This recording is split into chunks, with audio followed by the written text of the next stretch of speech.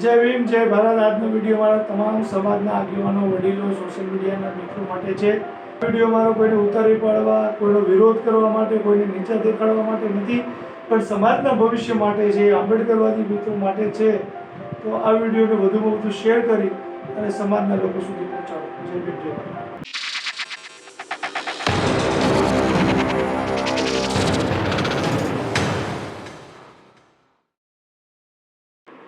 જય ભીમ જય ભારત। ડીડી સોલંકી યુવા ભીમસેના। ગુજરાતના તમામ આગેવાનો, વડીલો, ભાઈઓ, બહેનો, ખાસ કરીને બહુજન મૂળ નિવાસી મુવમેન્ટ સાથે જોડાયેલા એ તમામ આંબેડકરવાદીઓ, ભીમ યોદ્ધાઓ માટે અમારો વિડીયો છે કે આપણે સોશિયલ મીડિયાની અંદર કે જાહેર મંચ હોય, જ્યાં પણ આપણે ડૉક્ટર બાબા સાહેબ આંબેડકર, જ્યોતિબા ફૂલે, માન્યવર કાશીરામ સાહેબની વિચારધારાનો પ્રચાર પ્રસાર કરી રહ્યા હોય ત્યારે તો આપણે એટલું મગજમાં રાખવાનું છે કે આ લડાઈ એક દિવસની નથી। આ લડાઈ 3000 વર્ષોથી ચાલી આવે છે અને આ લડાઈ તથાગત બુદ્ધ, સમ્રાટ અશોક, સંત કબીર, સંત રવિદાસ, ધણી માતંગ, વીર મેઘમાયા, પેરિયાર, જ્યોતિબા ફૂલે, ડૉક્ટર બાબા સાહેબ આંબેડકર, કાશીરામ સુધીની જે આ લડાઈ છે, આ લડાઈ આપણે વિચારિક લડાઈ છે, આ વિચારધારાની લડાઈ છે અને આ તાકાતથી આપણે આગળ વધારો। જો આપણે લાંબી લડાઈ લડવા માંગતા હોય અને આ સમાજને જે ગુલામીમાંથી મુક્ત કરી અને એક શાસક વર્ગ બનાવવા માંગતા હોય અને ડૉક્ટર બાબા સાહેબ આંબેડકરની જે વિચારધારા છે, જે મહાપુરુષોના બલિદાનો છે, જેનું ઋણ ચૂકવવા માંગતા હોય તો તમારે તમારી વાણીમાં, તમારા વક્તવ્યમાં, તમારી પોસ્ટમાં, સોશિયલ મીડિયામાં, જાહેર મંચ પર, જાહેર જીવનમાં તમારી વાણી ઉપર તમારે કંટ્રોલ રાખવો પડશે। તમે ગલી ખાચાના, એરા ગેરા વિચારધારાના વાહકો નથી, તમે બહુજન મૂળ નિવાસી આંબેડકરવાદી વિચારધારાના વાહકો છો। તમારી ઠીક છે, કોઈ બાબતમાં ક્યાંય બનાવ બની ગયો છે, તમારો આક્રોશ છે, તમે કાંઈ શબ્દો બોલો છે, પણ તમારા જે શબ્દો છે એ સંવિધાનિક હોવા જોઈએ, તમારો આક્રોશ હોવો જોઈએ, તમારી શક્તિ હોવી જોઈએ, તાકાત હોવી જોઈએ તમારા શબ્દમાં, પણ કોઈને મા બેન સામે ગાળો નથી દેવાની।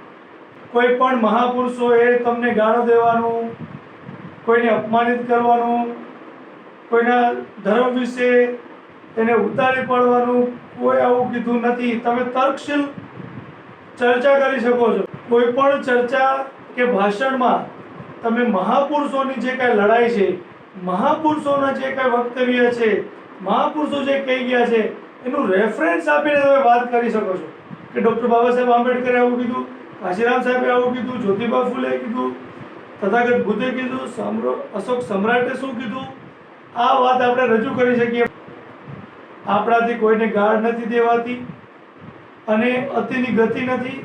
જો તમે બહુજન મુવમેન્ટને એક સામાજિક, આર્થિક, શૈક્ષણિક અને રાજકીય સ્વરૂપ આપીને બહુજન સમાજને શાસક બનાવવા માંગતા હોય તો, અને તમારે ગુલામને ગુલામ રહેવું હોય, ગલી ખાચાના છપરી નેતા બનવું હોય તો તમને કોઈને કંઈ કહેવામાં આવતું નથી। તમારે જે બનવું હોય તમે બોલ્યા કરો। આ લડાઈ ખાલી સોશિયલ મીડિયાની નથી, આ લડાઈ જમીની લેવલે લડવાની છે। અને હું તમામ ભીમ સૈનિકો, ભીમ યોદ્ધાઓ ઇન્સ્ટાગ્રામ, ફેસબુક, યુટ્યુબની અંદર જે જબરદસ્ત કામ કર્યા છે તમામ લોકોને હું બિરદાવું જ છું। હું તમને એક રાજકીય નેતા તરીકે, એક સામાજિક નેતા તરીકે જમીની લેવલે પણ એ જ રીતે હું જોવા માંગુ છું। તમે સોશિયલ મીડિયાના માધ્યમથી પ્રચાર પ્રસાર કરો, તાકાતથી લડો, પણ સાથે સાથે તમે જમીની લેવલ પણ આવો। તમારે એરિયા વાઇઝ, ગામડા વાઇઝ મિટિંગ કરવા પણ જવું પડશે, સંગઠન બનાવવું પડશે, સમાજને જોડવો પડશે। અને ખાસ એક વાત, જ્યારે પણ આપણે જાહેર મંચ ઉપર તમામ સંગઠનના, તમામ વિસ્તારના, તમામ જિલ્લા તાલુકાના સામાજિક આગેવાનો, વડીલો, ભીમ સૈનિકો ભેગા થતા હોય ત્યારે પણ સમાજની તાકાતની, સમાજના ઇતિહાસની, સમાજના ગોળની, ભવિષ્યની ચર્ચા કરવાની હોય, ત્યાં સમાજના ટાંટિયા ખેંચવાનો ન હોય, સમાજને નબળો દેખાય એવી કોઈ વાત ન કરવાની હોય. મૂળ સમાજની હલકી થાય, સમાજની નબળાઈ દેખાય એવા એક પણ શબ્દ તમારે ન બોલવા જોઈએ. જો તમે સમાજનું ભવિષ્ય કંઈક સારું બનાવવા માંગતા હોય તો. હજારો લોકો ભેગા થયા હોય, પોલીસ હોય, મીડિયા હોય, બીજા સમાજના લોકો તમને જોઈ રહ્યા હોય, ત્યારે તમે સમાજની હલકી કરો, સમાજની બદનામી થાય એવા શબ્દ બોલો, સમાજના નેતાઓને ઉતારી પાડો, એ આંબેડકરવાદી ન હોય. આંબેડકરવાદીની વાણીમાં વિવેક હોય, આક્રોશ હોય, સંવિધાનિક વાત હોય, કાયદાકીય વાત હોય, લોકશાહીની વાત હોય, બહુજન વિચારધારાની વાત હોય, ઇતિહાસની વાત હોય, સ્વમાન સ્વાભિમાનની વાત હોય, પણ કોઈને ઉતારી પાડવાની, સમાજની હલકી થાય એવી વાત ન હોય. તમે લાયકાત એવી ઊભી કરો કે તમને લોકો ગોતતા ગોતતા આવે, તમારી અપોઇન્ટમેન્ટ લઈને આવે, તમને મુલાકાત કરે, તમારું પત્રિકામાં નામ આવે, ફોટા આવે, જાહેર મંચ પર બોલાવે, સ્પેશિયલ તમારું કામ થાય. લાયકાત હોય, એવું વાંચન હોય, હજારો કલાકનું એવું વાંચન કર્યું હોય અને વિચારધારાનો વ્યક્તિ હોય ને, એનું થાય. મને 2 મિનિટ આપજો બોલવા, એવું તમારે બોલવું પડે તો એ તમારી લાયકાત તમે નક્કી કરો.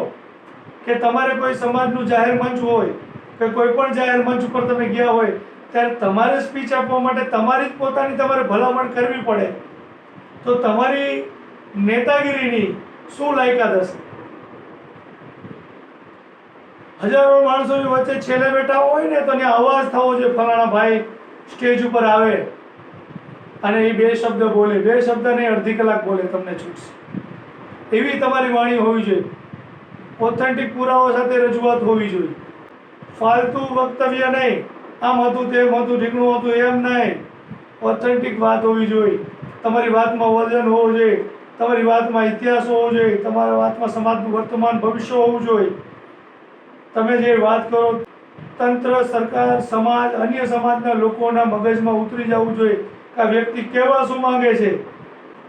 એવા હાલતુ ફાલતુ નિવેદનો નથી દેવાના કે તમારી લોકો હાંસી ઉડાડે. તમારા અંદર આક્રોશ છે. હું આજથી 9-10 વર્ષ પહેલા મારી અંદર જબરદસ્ત આક્રોશ હતો. હું પણ મન પડે એવું બોલતો હતો, પણ સમાજનો અનુભવ છે. ડૉક્ટર બાબા સાહેબ આંબેડકરને, કાશીરામ સાહેબને, મહાપુરુષોને વાંચ્યા, અનુભવ કર્યા. અને ગુજરાતની અંદર ઘણા બધા મોટા વક્તાઓ છે, વડીલો છે, એ તમામ લોકોને મેં સાંભળ્યા. એ લોકો સાથે કલાકોની ડિબેટ કરી. પછી મને અનુભવ થયો કે આપણે જે લડાઈ કંઈક લડી રહ્યા છીએ એ અલગ દિશામાં છે. આપણે આપણી દિશામાં આપણે ગોલ નક્કી કરવાનો, આપણો હેતુ નક્કી કરવાનો છે. આપણી દિશા, આપણો માર્ગ જ્યાં સુધી આપણે નક્કી નહીં કરીએ ત્યારે આપણે ભટકતા રહીશું.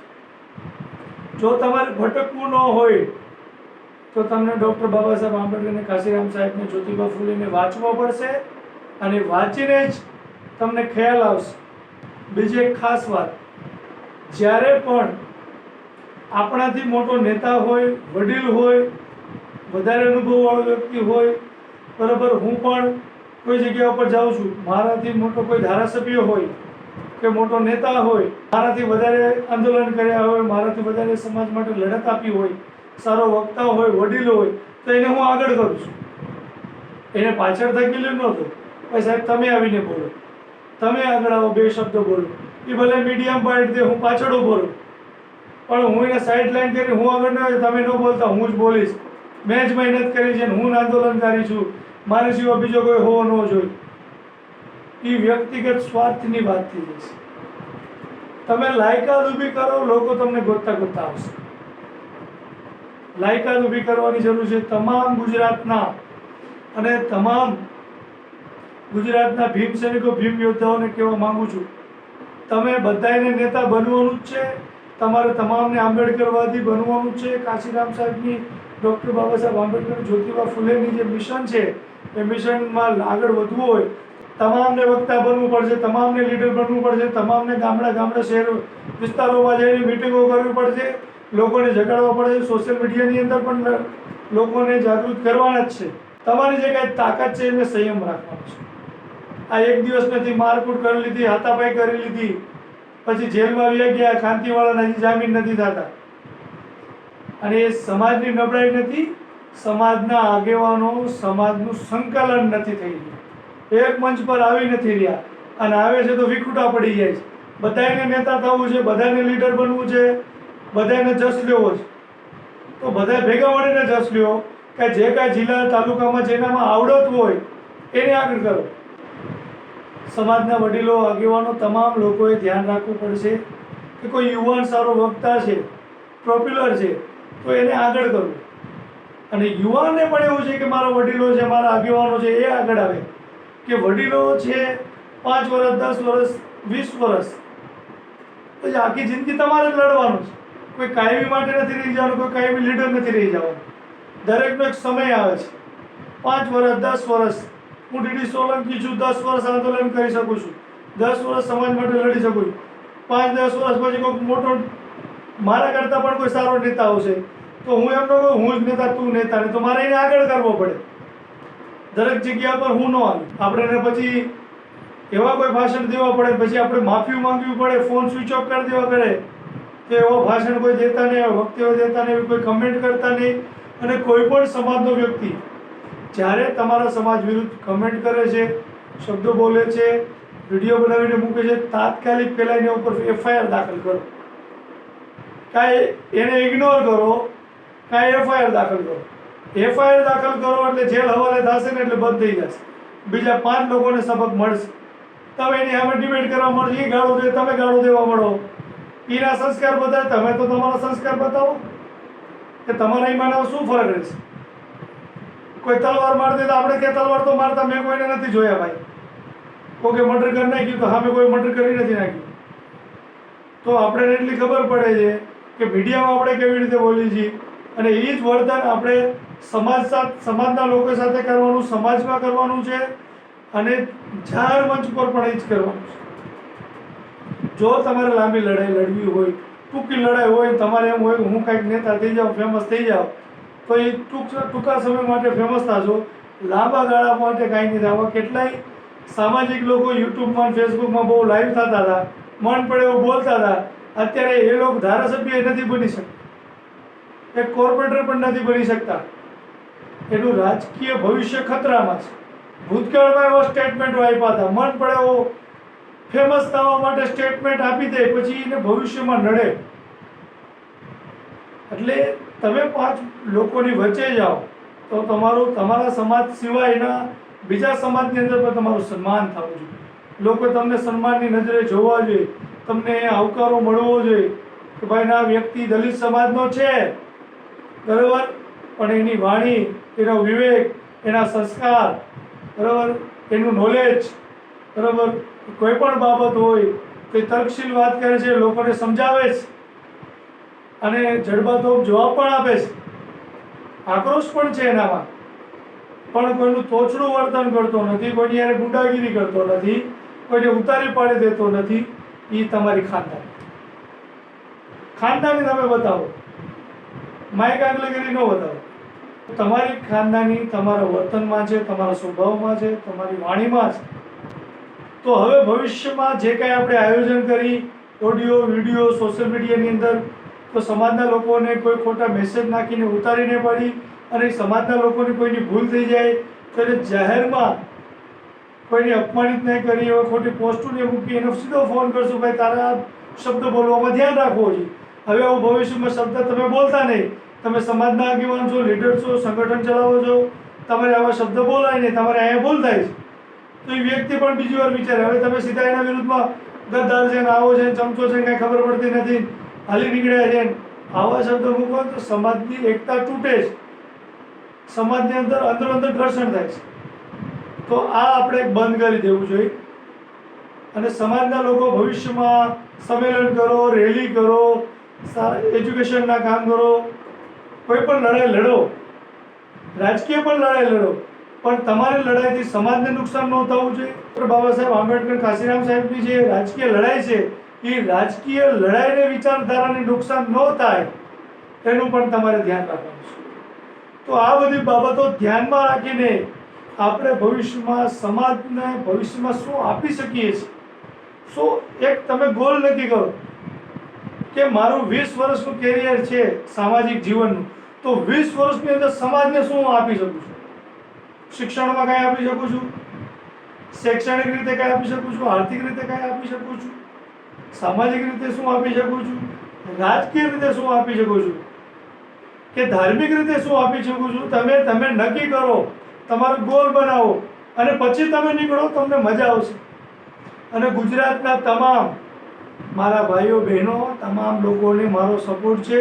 હું તમને ગલી ખાચાના નેતા બનાવવા નથી માંગતો. હું તમામ લોકોને સામાજિક, રાજકીય અને એક મજબૂત નેતા તરીકે, મજબૂત સંગઠન તરીકે હું તમને તમામ લોકોને જોવા માંગુ છું. મારી તમામ લોકોને વિનંતી છે, તમારી વાણી વર્તનમાં, જાહેર મંચ ઉપર જેવું વર્તન તમે તમારા પરિવાર સાથે કરો એવું સમાજના લોકો સાથે કરો, અન્ય સમાજના લોકો સાથે કરો. અને સમાજનું ગૌરવ, માન, સન્માન જળવાઈ રહે, સ્વાભિમાન જળવાઈ રહે, એવી રીતે સમાજની સાથે રહેજો. જય ભીમ, જય ભારત.